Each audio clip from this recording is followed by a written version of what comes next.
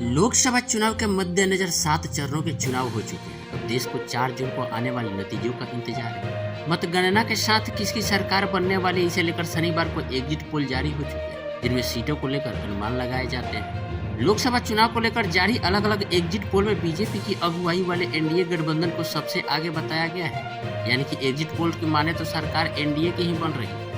वहीं कुछ exit poll 400 पार का दावा कर रहे हैं। ध्यान देने वाली बात है कि बीजेपी और पीएम मोदी ने भी चुनाव अभियानों में अपनी बार 400 पार का नारा दिया था।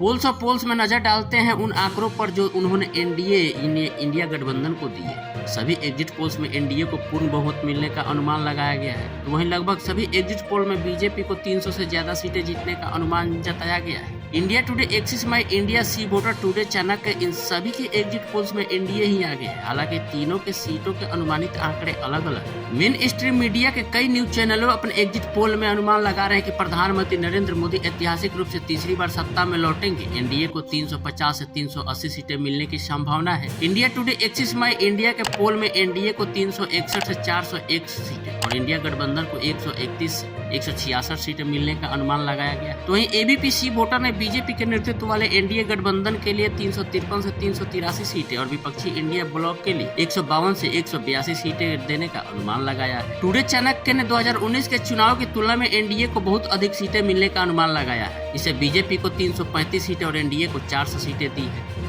टुडे चाणक्य ने अपने एग्जिट पोल में एनडीए को सबसे अधिक सीटें दी है। द पोल स्टार ने बीजेपी को 385 से 415 सीटें और इंडिया ब्लॉक को 96 से 118 सीटें दी।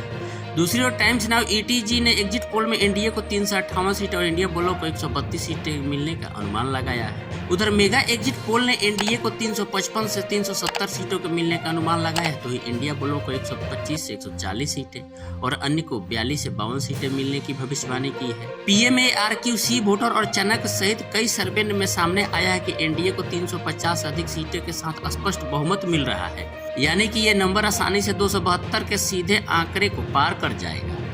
सी वोटर एग्जिट पोल के सर्वे में सामने आया है कि एनडीए 400 सीटों से पीछे रह जाएगी। सी वोटर एग्जिट पोल ने एनडीए को 353 से 383 सीटें दी है, जबकि विपक्षी गठबंधन को 152 से 182 सीटें मिलने का अनुमान लगाया है। अन्य को 4 से 12 सीटें मिलने की संभावना है। वोट शेयर के मामले में एनडीए को 45% वोट मिल सकते हैं, जबकि इंडिया ब्लॉक को 40% वोट मिलने का अनुमान है। अन्य को 15% वोट शेयर मिलने की संभावना है।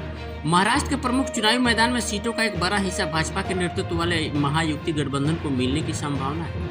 एक्सिस माई इंडिया के एग्जिट पोल में एनडीए को महाराष्ट्र में 48 में से 28 से 32 सीटें मिलने की संभावना है। तो वहीं इंडिया ब्लॉक को 16 से 20 सीटें मिलने का अनुमान लगाया गया। मेगा एग्जिट पोल में एनडीए को 32 से 35 सीटें और अकेले बीजेपी को 20 से 23 सीटें मिलने का अनुमान है।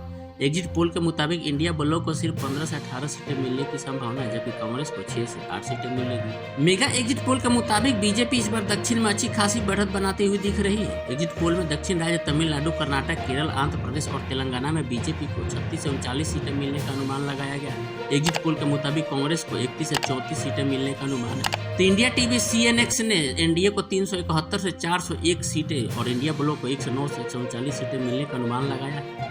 सीएनएक्स एनडीए के लिए 400 से पार का अनुमान लगाने वाला पहला सर्वे बना था। प्रधानमंत्री नरेंद्र मोदी ने बीजेपी के 370 और एनडीए के 400 सीटों का लक्ष्य रखा है, जबकि विपक्ष का अनुमान है कि बीजेपी इस बार 200 से कम सीटों पर सिमट जाएगी। अब ये तो एग्जिट पोल है, इसका अनुमान लगाना कुछ हद तक सही है, लेकिन 4 जून को जब ओरिजिनल नतीजे आएंगे तब पता चलेगा कि क्या बीजेपी का 400 पार का नारा सही साबित होगा या उसे कुछ कम रह जाएगी।